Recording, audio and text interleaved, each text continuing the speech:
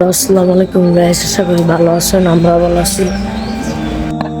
তো গাইস, আজকেই তো রমজান মাস শেষ, মানে আজকে রমজান মাসের লাস্ট রোজা। তো গাইস, আমার সেহরি খাওয়া শেষ।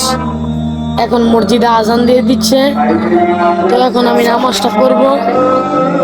তবে যাওয়া যাক।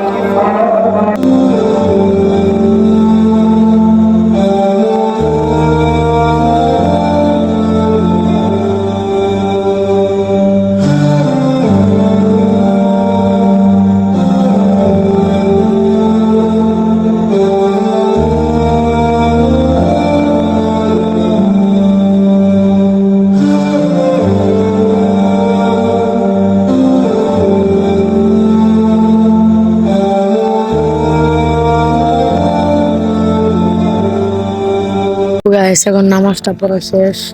এখন আমি বাইরে আছি, হাঁটতেছি। তো দেখতে দেখেন।